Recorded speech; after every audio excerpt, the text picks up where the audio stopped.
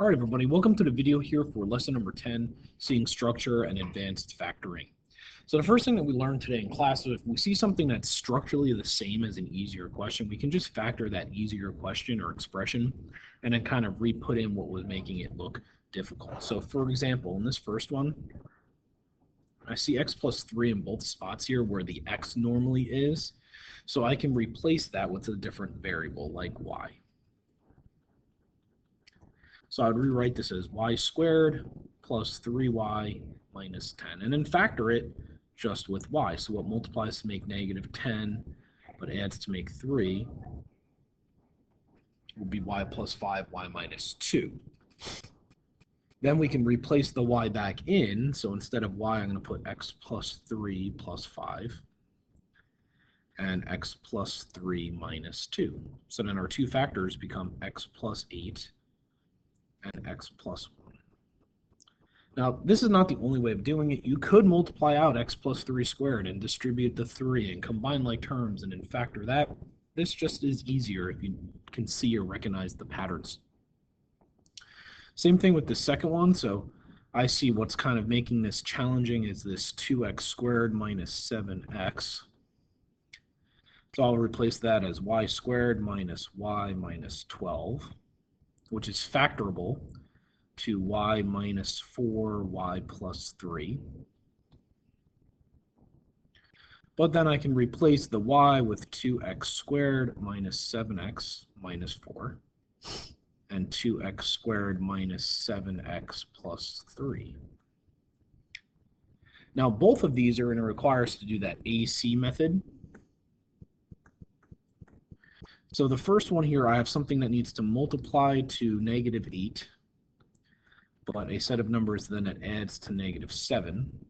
So I can replace this as 2x squared minus 8x plus x minus 4.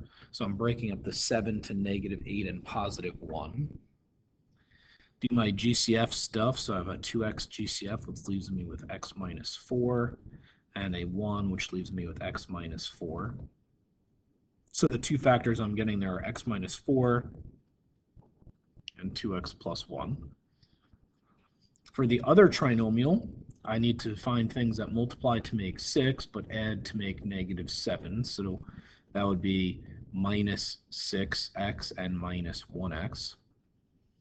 GCF there of 2x again. Negative 1 this time. So that the signs match up.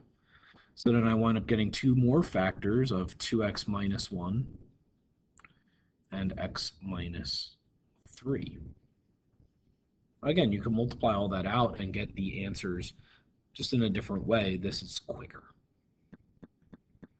Number 3 is saying that we have something squared minus 1. Well, that's going to be difference of two squares. So to factor this, I'm going to make y x squared minus 3x plus 1.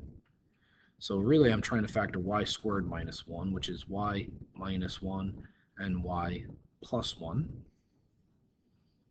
And then I can re-plug back in what I had there. So x squared minus 3x plus 1 minus 1 and x squared minus 3x plus 1 plus 1. These ones cancel. So I'm left with x squared minus 3x and x squared minus 3x plus 2. Keep asking that same question. Can I still factor? The answer is yes. So I have a GCF of x. And I have two factors of x minus 2, x minus 1. For number 4, I'm asking myself, well, what's going to multiply together to make 8x to the 6? Well, there's lots of options there. So this, I actually have to do the AC method for. So what multiplies to make negative 8, but adds to make positive 7. So I'm going to separate this out, 8x to the 6th. And I'm going to get a negative 8x cubed and a positive x cubed. That's going to add up to negative 7. I want it to make positive 7, so we'll switch those signs up, and then a minus 1. Do your GCF thing, 8x cubed, that leaves me with x cubed minus 1. -1. That leaves me with x cubed plus 1. We then can make the two factors x cubed minus 1 and 8x cubed minus 1, both of which are factorable using the difference of two cubes method. So I'd have x minus 1, x squared plus x plus 1. Where am I getting that from? What cubed makes x cubed? That's x. What cubed makes 1 is 1. That's where those two pieces come from. Then we're going to square the first term, multiply the two terms together, square the last term. That's how I get the trinomial. The signs, remember, we just have to follow the rules of SOAP, same, opposite, always positive. That helps. Same thing for this 8x cubed minus 1. So what am I cubing to make 8x cubed is 2x. That's going to give me 4x.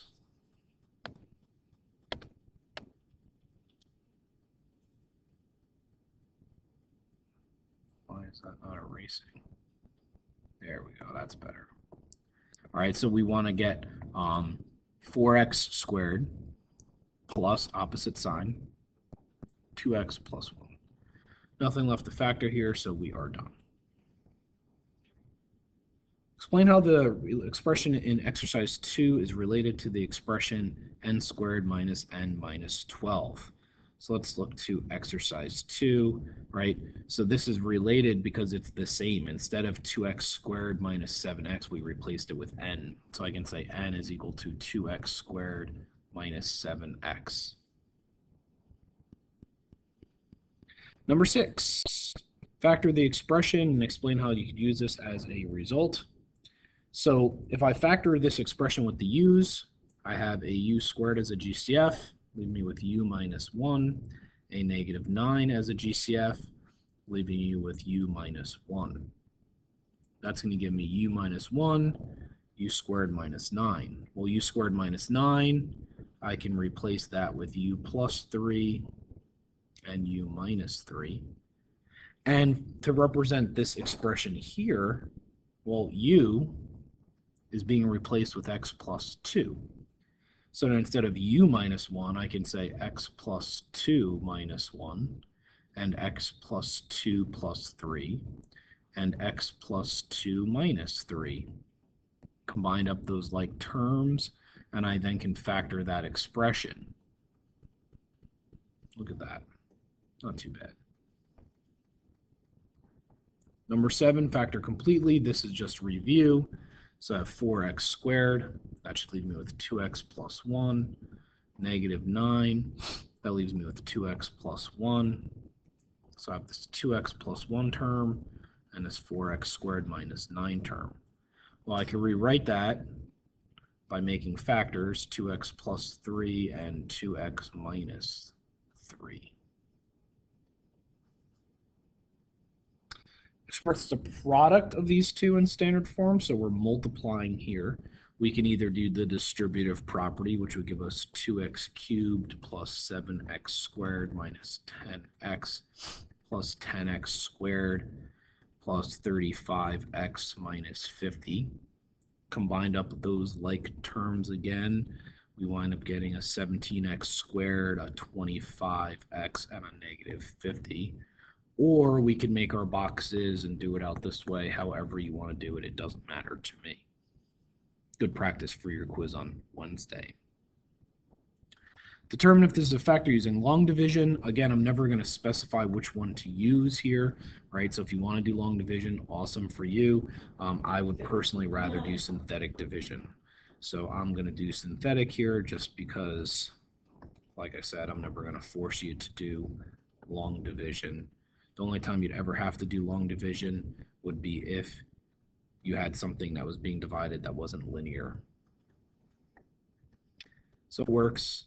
We get 2x squared plus 5x minus 3 with no remainder. What does the no remainder mean? So that means x plus 7 is a factor. Something we're going to talk a lot more about soon. Last question, solve for all the real values of x. X squared minus 8x minus 24 equals 0. Why does it have to be equal to 0? Because that means I can factor it.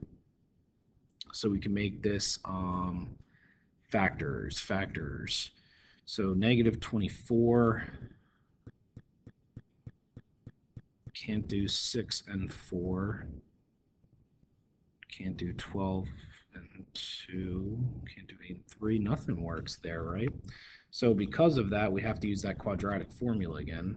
So x equals the opposite of 8 plus or minus the square root of 8 squared, which is 64, minus 4 times 1, which is just 4, times negative 24, all divided by 2 times 1, which is just 2. One of the things that you notice when we start plugging into the quadratic formula, I like to try and simplify it as much as possible. All right, so now let's figure out what that number is underneath the so when you figure out that number underneath, we get 160. That's really good for now, but if you want to be a little bit extra and figure out how to reduce that, you could use your geometry skills from last year and see that this breaks down and we actually get a binomial answer. But again, we'll do a lot more of this in the next chapter, right? So hopefully this video helped. Hopefully you are starting to study for your quiz this week, and good luck with your homework.